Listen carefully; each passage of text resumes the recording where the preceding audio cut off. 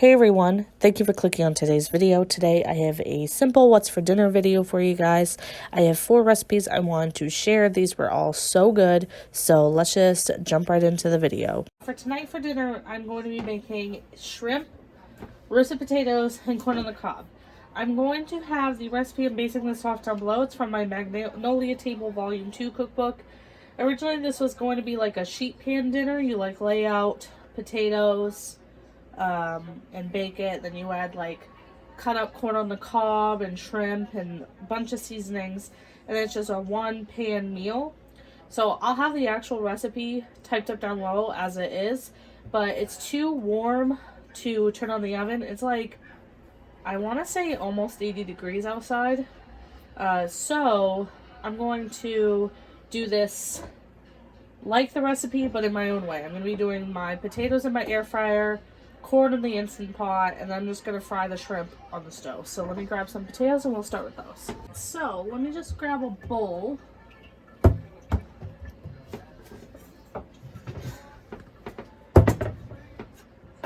I know it seems like we have potatoes a lot, but we pretty much just try to stick to some sort of starch for every dinner. And you know, it's easy to do potatoes a lot when really your only options are potatoes, rice, and pasta.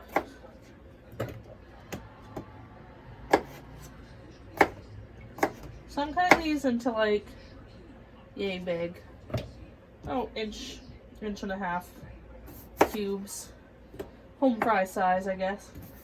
Well, obviously you can cut them bigger, you can cut them smaller. You can peel your potatoes. I personally like the peeling when I'm roasting. I'm using the air fryer.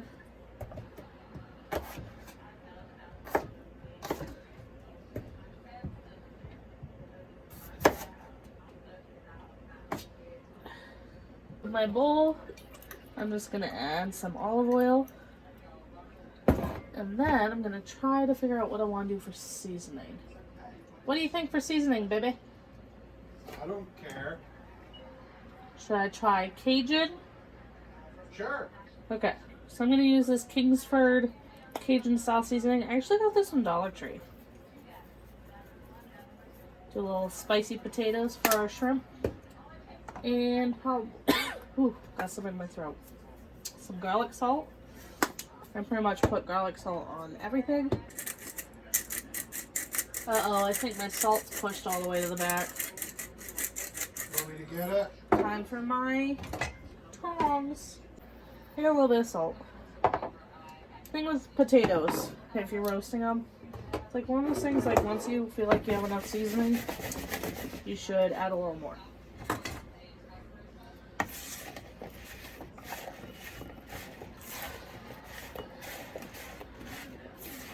Get these all coated.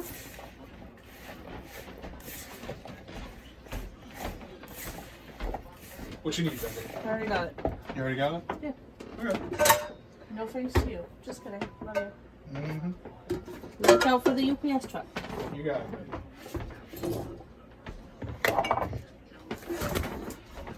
Alright, so my potatoes are in the basket, so I'm going to put them in my air fryer. This is a Ninja air fryer. I just hit air fry. And temp 390 sounds good. And I'm going to do 10 minutes to start. And then I'll take them out, shake them, and probably do 10 minutes at like a lower temperature to make sure they're cooked all the way through. Okay, so with this, I'm going to be making corn on the cob. I did this last time in my Instant Pot, and I really liked it, so I'm going to do it again. So I'm just going to put on my lid. Put on a little doohickey. This just directs the heat more towards the wall instead of the cabinets, since, you know, I'm renting stuff. And then, if we come over here, this says corn on the cob takes literally 1 to 2 minutes. So what I'm going to do is just hit pressure cook 2 minutes. So you can see last time I used this was for corn on the cob. So, and obviously this isn't just going to cook for 2 minutes. It has to come to pressure. So it really does take, I would say, probably 15-20 minutes. And then potatoes are in for another round. So all I have to do is fry up some shrimp. Alright, so I have my shrimp in here. Literally talked to you guys and realized I wasn't even recording. But this is the shrimp I'm using, this Best Yet farm raised raw shrimp. This is just the generic brand at IGA. It says it comes with 31 to 40 shrimp per pound. The annoying thing is, which I didn't even know this, is that these still have the peelings on it, which means Cody and I will basically have to eat these with our hands, which is fine, because we're just gonna have to peel them as we eat them. If I had known that, I would have like defrosted these and then peeled them before I cooked them, but I usually cook shrimp from frozen. I thought maybe they just had little, like, sometimes shrimp just has like this part, this like peeling right on the tail.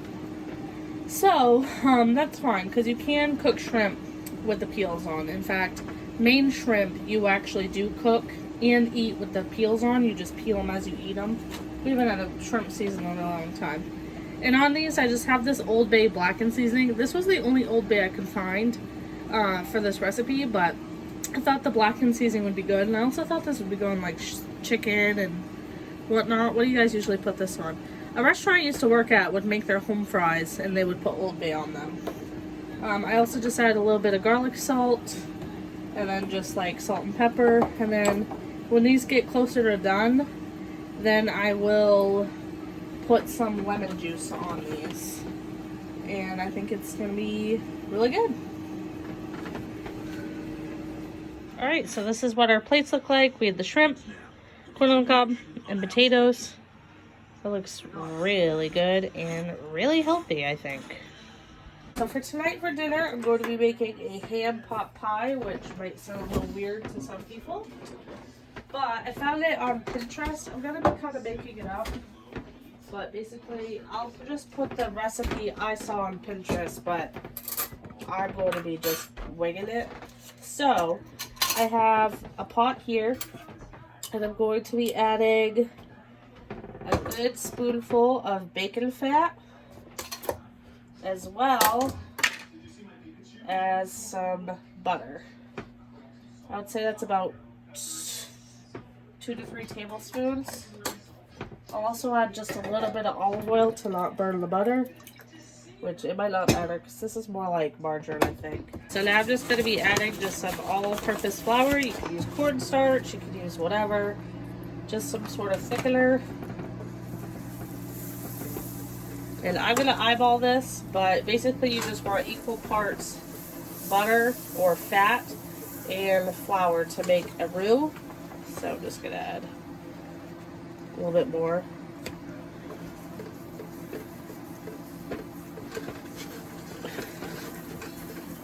Beautiful. And I'm going to cook this for like a minute or two to cook out the raw flour taste.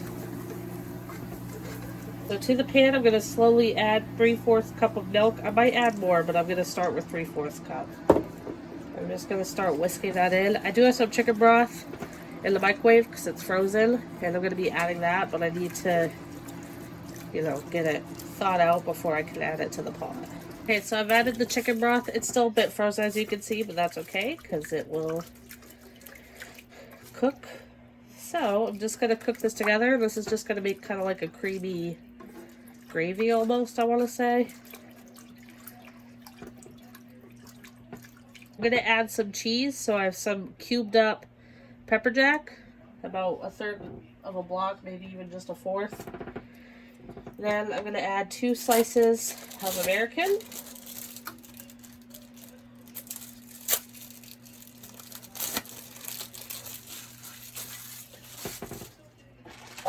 And I'm going to add the rest of this bag of mozzarella.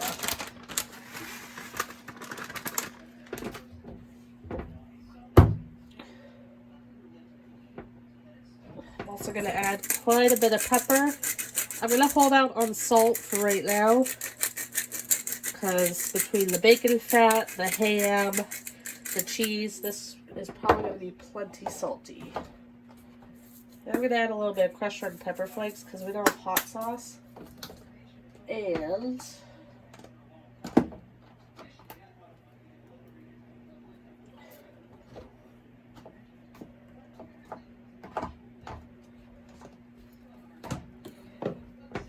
I'm going to add just a little bit of garlic salt.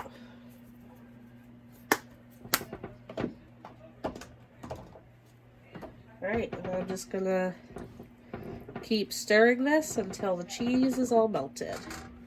I'm going to switch out to a spoon.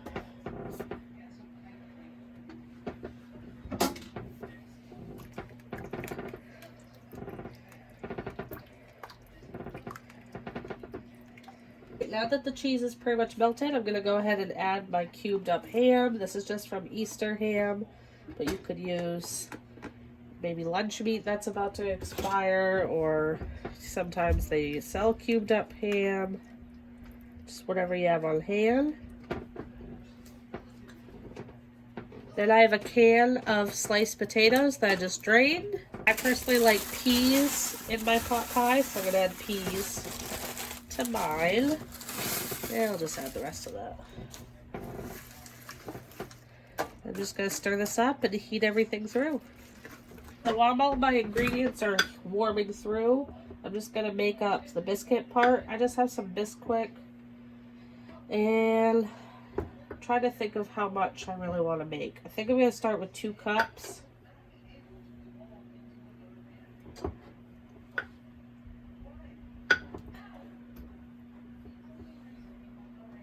And I'm just going to mix in some milk.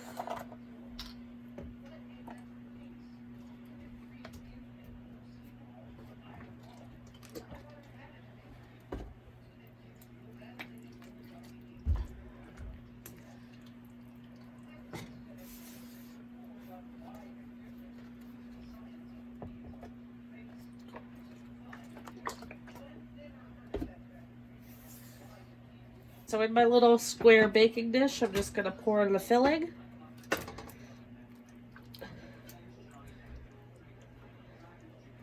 Oh boy.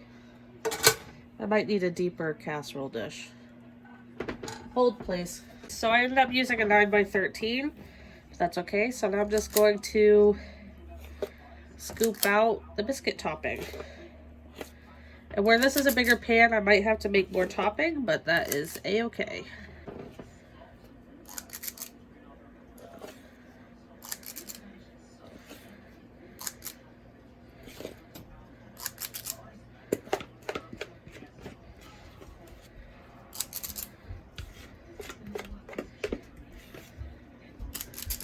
All right.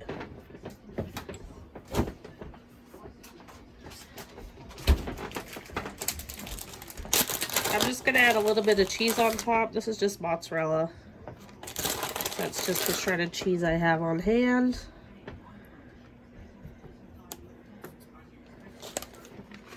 And I'm going to bake this at 400. I'm going to start it off 20 minutes, I think. And we'll see what it looks like when it comes out. Look how good that looks. So for this next recipe, I am going to be making the chicken parmesan from Magnolia Tables cookbook.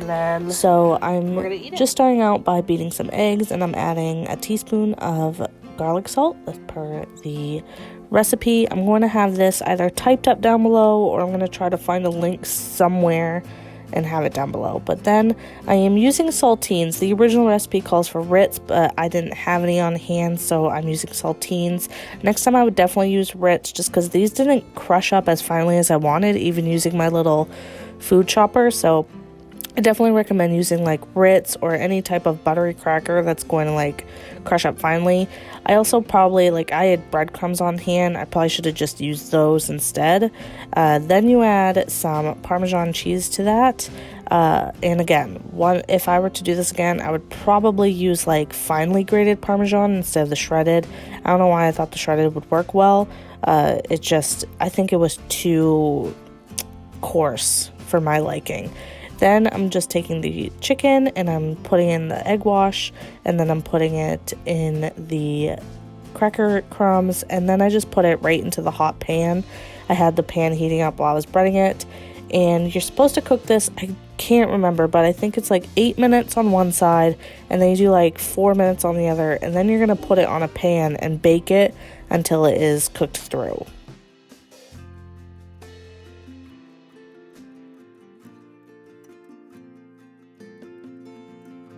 Also, I don't know why my camera was wobbling so much. I really apologize for that, guys. I don't know what was going on.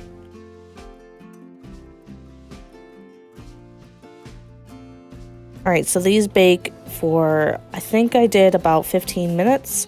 And now I'm making the topping. This I was very skeptical of, but it does make the chicken taste really good. You add a half a cup of mayo, some Parmesan cheese, I think a 1/4 cup, and then I did juice of a half of a lemon, and then you mix it together. And once the chicken is cooked through, you're actually going to spread that on top and then broil it.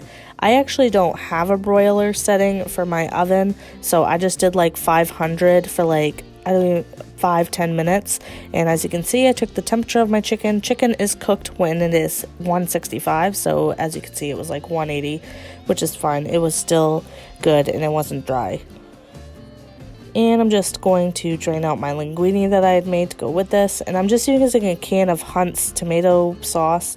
This one was like a cheese and garlic flavor, and then I just add my own seasonings to it. I do that with every canned pasta sauce. I just feel like they always need extra seasoning.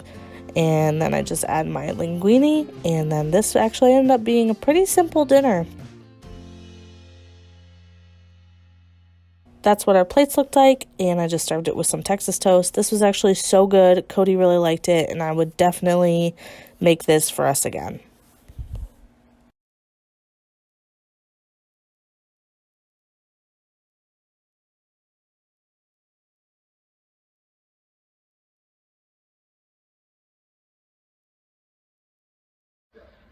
Rise and shine.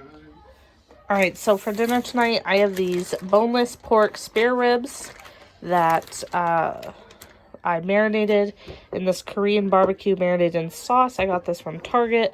And I'm just going to bake these. I gotta preheat my oven. And I'm gonna do like 400. Probably bake these for like 30 minutes. And I'll see what else I'm gonna serve with it. Alright, that's what they look like in the pan. I just poured the leftover marinade around it. And then I'm going to bake this at 400 for about 30 minutes. And then I'll check the temperature of them. Alright, so I decided with it, I'm going to air fry up some zucchini. I usually do this in the air fryer. I think it tastes the best. I cut mine in really thick rounds, like pretty thick. Because if you cut them really thin, then they'll just turn to mush in the air fryer. So what I do is I just cover them with some oil, and then I'm going to season them. I got these seasonings. I'm not using all three. I just wanted to show you from Dollar Tree, and I thought these were really good finds. So I got this Kingsford Cajun style seasoning, which I thought would be good for like seafood or like, I don't know, a whole bunch of stuff. But oh, and then it's through Badia too. But Kingsford makes like the best charcoal, so I figured this might be good. Also, I just wanted to try out their usual, like, Dollar Tree brand seasoning for taco seasoning, because I just thought, why not? And then Taylor Elmore always talks about this Badia Complete seasoning, so I think I'm going to try a little bit of this, and probably some pepper, and, I don't know, maybe something spicy, or maybe I'll add a tiny bit of the Cajun seasoning to it, but that's what I'm going to add to the zucchini. Alright, so I added a little bit of my Badia Complete and the Kingsford Cajun, and just to tie in, I'm going to add like the littlest drizzle of teriyaki sauce. But I'm not going to add a lot, because like I said, this is going in the air fryer, and you definitely want to add oil, but you don't necessarily want to add like water or anything too liquidy, so I'm just going to do a little bit of drizzle, put a cover on this, shake it up, and then I'll leave it to the side to kind of like marry in the flavors. And then I'm going to cook these when it comes closer to time to eat.